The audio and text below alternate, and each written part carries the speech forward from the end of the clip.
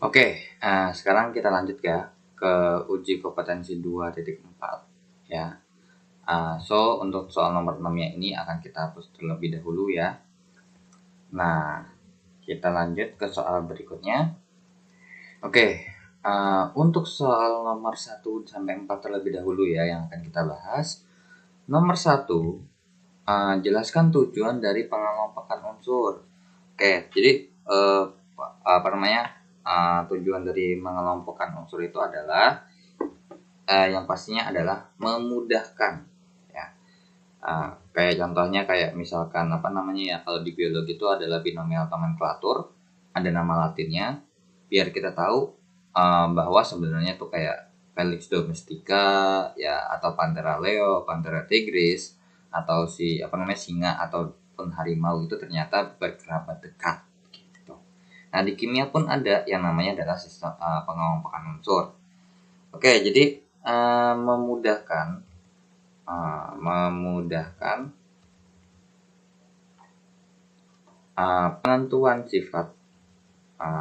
penentuan sifat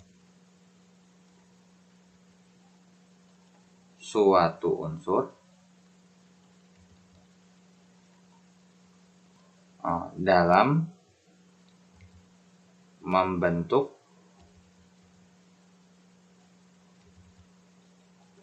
suatu senyawa.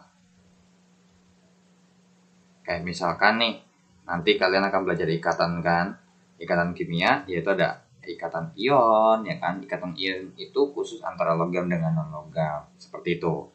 Kalau misalkan untuk kovalen itu non logam dengan non logam. Oke, kita lanjut ke soal nomor 2. Jelaskan prinsip dasar yang digunakan Mendeleev dalam pengelompokan unsur. Nah, ini prinsip dasarnya adalah kemiripan sifat dan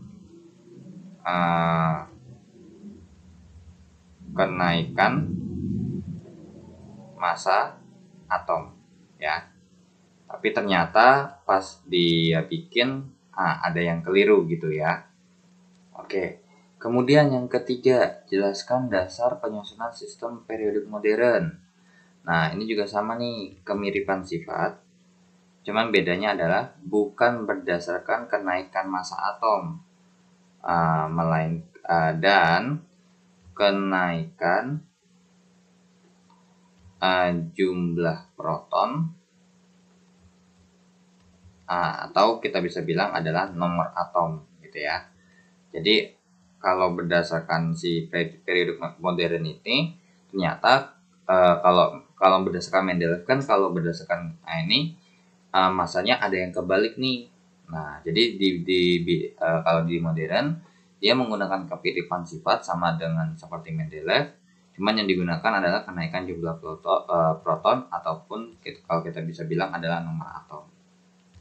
Cuman pada dasarnya yang penting selain dua yang awal ya, itu atau beberapa penyusunan sistem periodik yang di awal-awal itu tidak ada hubungannya sama kemiripan sifat. Baru cuman mengelompokkan kelompok 1, kelompok 2, dan kelompok 3 dan kelompok 4 seperti itu ya. Barulah nanti si Mendeleev, terus habis itu siapa lagi tuh, baru ada golongan yang berdasarkan kemiripan sifat. Kita lanjut ke nomor 4. Jelaskan penentuan golongan dan periode secara tradisional dan menurut IUPAC. Nah, kalau cara tradisional bedanya ya, ini langsung aja bedanya. Kalau tradisional atau kalau untuk IUPAC, jadi kalau misalkan berdasarkan tradisional itu adalah ada golongan A dan golongan B. Sedangkan untuk IUPAC itu adalah golongan 1 sampai golongan 18 ya. Jadi kalau golongan 1A, kalau golongan 1 itu golongan 1A, kalau 2 golongan 2A, kalau 3 3B, 4 4B, 5 6 7 sampai 7B, terus kemudian 8 9 10 itu adalah 8B, kemudian dan seterusnya seperti itu. Nah, kalau untuk periode tidak ada ya. Kalau periodenya sama, periodenya tuh sampai periodenya 1 sampai 7. Ya kalau nggak salah coba saya cek dulu bentar ya. Oke, soalnya kalau untuk periode berapanya saya agak sedikit lupa. 1, 2, 3, 4, 5, 7 ya betul. Karena kalau berdasarkan aturan bau kan ada 7 sampai 7 doang kan ya. Nah, ini juga sama nih, periodenya tetap sama. 1 sampai 7, cuman yang membedakan adalah jenis golongannya. Kalau di sini golongan A dan golongan B, yang ada definisinya golongan 1A sampai 8A, terus kemudian 1B sampai 8B, terus kemudian untuk di golongan B ada transisi dalam, yaitu adalah golongan lantanida dan aktinida. Tapi kalau di IUPAC itu golongannya 1 sampai 18 ya. Nah, kalau untuk IUPAC untuk lantanida sama aktinida itu nggak dibahas gitu ya, atau nggak dibahas rinci, karena jatuhnya tuh dia kalau dibilang golongan masuknya I think masuk golongan 3 ya. Karena kalau misalkan kita tahu bahwa golongan 3B itu nanti ini adalah ada ak ya, lantanida, aktinida. Yang lantanida itu adalah deretnya ya. Jadi masih termasuk yang golongan 3 harusnya. Oke, kita lanjut ke soal nomor 5. Oke, wait. Nah, kita lanjut ya, kita hapus terlebih dahulu. Kita lanjut ke soal nomor 5 dan 6. Untuk nomor 5, kelompokkanlah unsur-unsur berikut ke dalam golongan atau periode yang sama. Oke, nah kalau misalkan kita bicara tentang golongan dan periode, kalau misalnya emang ini masih boleh nyontek tabel periodik ya. Wah, karbon tuh ada di sini, aluminium tuh ada di sini. Nah, cuman kalau misalkan emang biasanya udah hafal gitu ya, karbon itu ada di golongan 4A ya. Jadi kalau nomor 5 nih, kalau mau langsung cepatnya seperti ini kurang lebih. Di sini nggak ada yang masuknya. Nah, untuk ini adalah 4A, kemudian karbon ya. Terus kemudian ditambah 8 lagi ini silikon. Ini 6, 14. Kemudian di sini ada 5 boron. Ini periodenya periode 2 ya. P2. Ini P-nya adalah P3. Terus kemudian berarti ini 13Al tuh di sini. Kemudian untuk ini adalah 13 tambah 18 ya, jadi 31 gallium. Kemudian lanjut lagi berarti ini 32 germanium ya. Nah, kemudian untuk oksigen di mana? Nah, untuk oksigen tuh ada di 6A ya, 8 oksigen seperti ini. Nah, tapi kalau misalkan nggak boleh nyontek atau nggak apal gimana? Ya udah, karena kita harus menspesifikkan, atau minimal kalau misalkan emang kita tahu ini golongan A semua, kalian bisa pakai Niels Bohr untuk menentukan di mana dia 1, 2, 3 atau sampai 8. Tapi kalau nggak tahu ya mau nggak mau harus pakai aturan Aufbau. Oke, untuk 6 karbon berarti 1s2, 2s2, 2p4. Nah, 2p2 ya. Nah, kemudian karena berhubung si P ini nggak bisa berdiri sendiri, maka dalam perhitungan untuk menentukan golongan dan periode kita pakai yang 2 kotak ini. Ya udah, berarti untuk golongannya adalah, atau kita bisa hitung elektron valensinya adalah 2 ditambah 2. 2 ditambah 2 berarti elektron valensinya 4. That means berarti karena berhubung S sama P ya, maka kalau elektron valensinya atau totalnya 4, maka golongannya adalah 4A.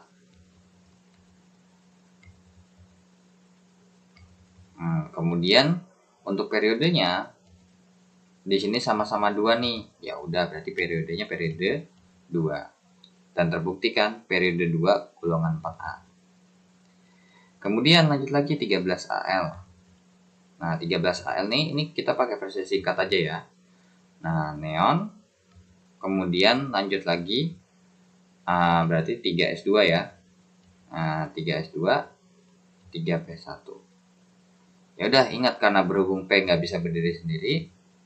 Nah, kemudian di sini EV-nya itu adalah 2 ditambah 1 atau EV-nya sama dengan 3. Berarti golongannya adalah golongan 3A. Kemudian untuk periodenya karena angka paling gedenya di depannya 3 ya 3. Nah, kemudian lanjut lagi 16 sulfur ya, 16S. Nah, 16S itu berarti kalau kita bikin neon ya 10, berarti kurang 6 nih. 3S2, 3P4. Ya udah, karena berhubung P nggak bisa berdiri sendiri, kita butuh S nih pasti. Ya udah, berarti EV-nya sama dengan 2 ditambah 4. Berarti EV-nya sama dengan 6. Berarti golongannya adalah 6A. Kemudian untuk periodenya, karena angka paling gedenya 3, ya periode 3. Kemudian lanjut ke soal berikutnya ya.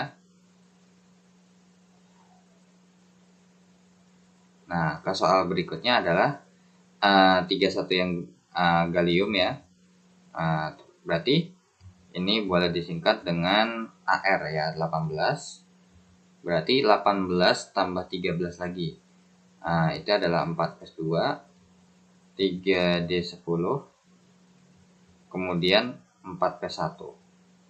Pas ya, 18 tambah 2, 20, 30, 31. Nah, ini karena berhubung dia nggak bisa berdiri sendiri nih, 4P-nya, maka yang kita pakai adalah ini. Ya udah, berarti EV-nya atau elektron valensinya adalah 2 ditambah 1, alias sama dengan 3. Berarti kalau misalkan dia berhubung S sama P, berarti golongannya golongan A. Berarti golongan 3A.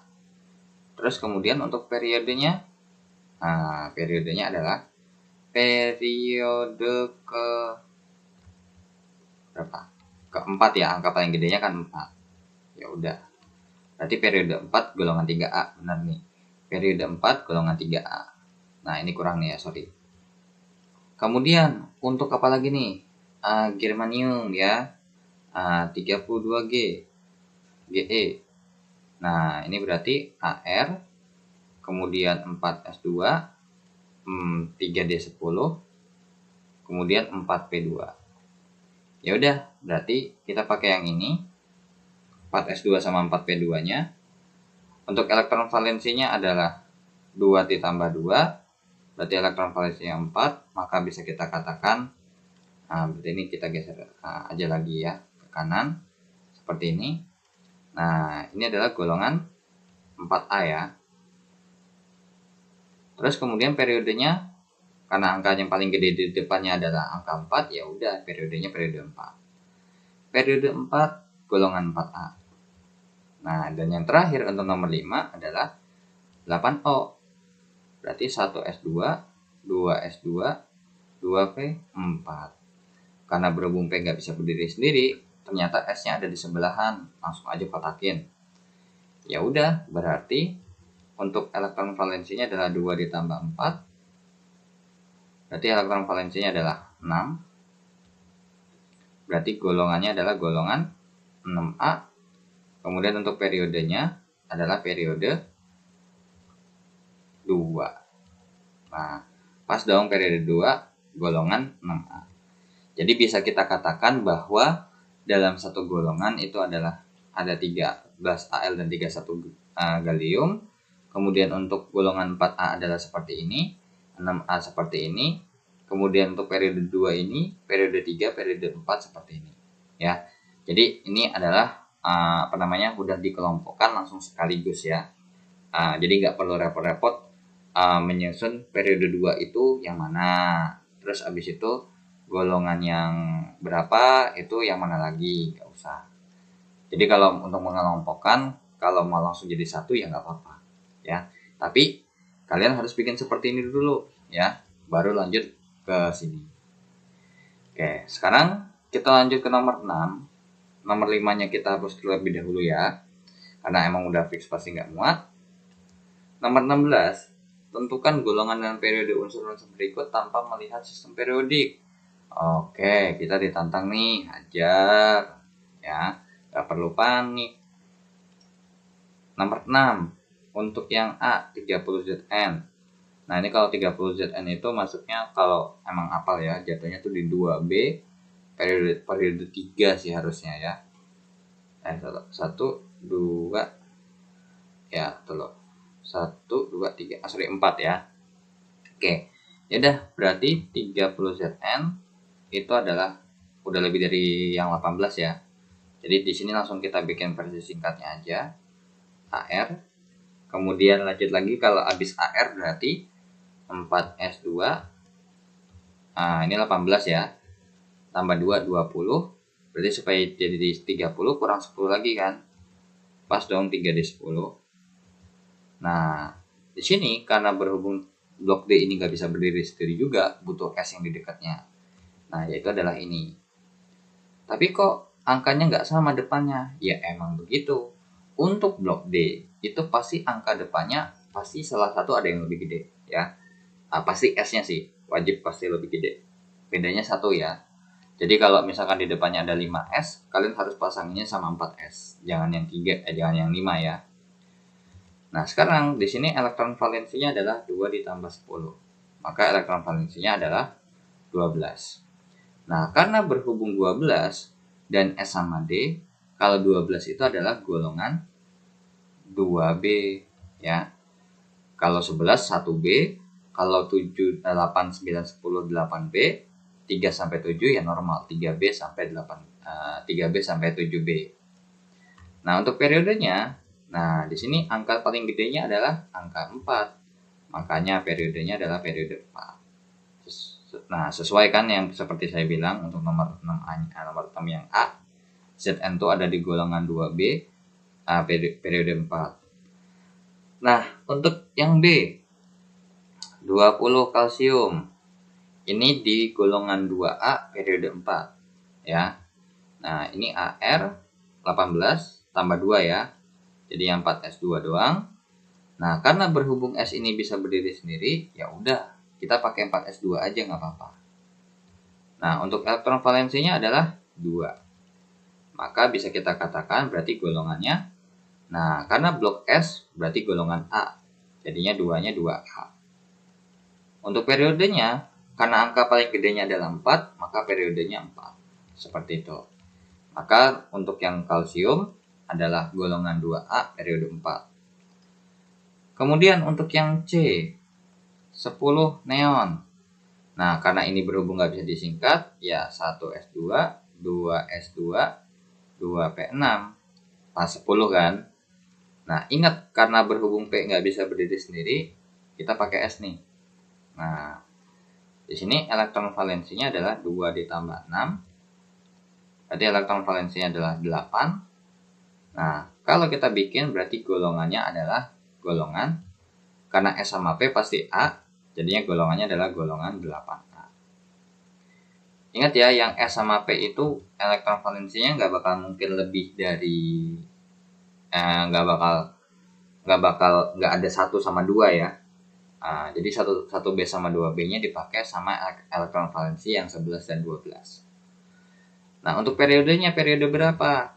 Nah, periode 2 ya. Karena di sini angka paling gedenya 2. Sekarang kita lanjut, yang 6 yang terakhir adalah 60 Nd. Nah, 60 Nd itu kalau misalkan kita bikin berarti melebihi kripton ya. Xenon ya, yang 56. 54 ya. Oke, ini lanjutnya adalah 6S2. Habis 6S2, lanjutnya berapa lagi nih habis xenon 6S2? Nah, apa? 4F ya. Nah, kita cek dulu nih. Xenon kan 56. 54 tambah 2 itu kan adalah 54 tambah 2 56 nih. Kurang 4 dong. Berarti 4F4. Nah, ingat blok F itu nggak bisa berdiri sendiri nih. Butuh S. Nah, karena berhubung ini adalah 6S dan 4F ini bisa kita katakan dia termasuk deret lantanida ya, atau golongan lantanida ya, golongan lantanida. Nah, golongan lantanida ini pasti bakal ada di periode ke-6.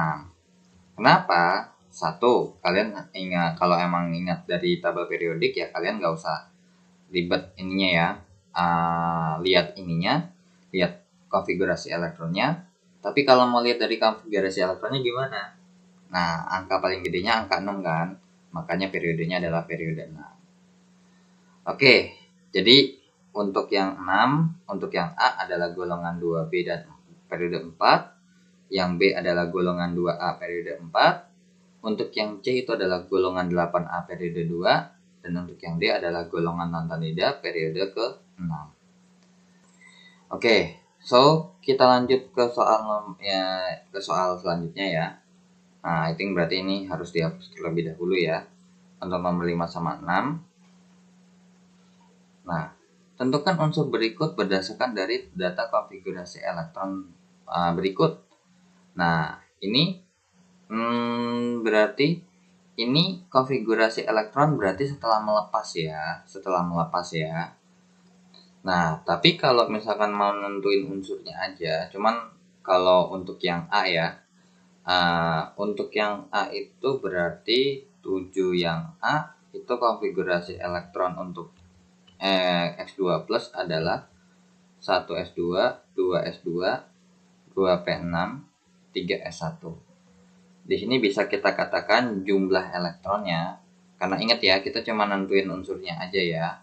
Jadi kita tidak terlalu peduli dengan konfigurasi elektronnya akan benar atau salah. Cuman kalau untuk yang X2 plus ini I think mungkin benar ya cara bikinnya.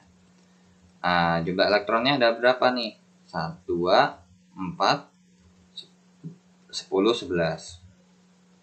Ingat, ini kalau kita bikin jadinya nih gini ya.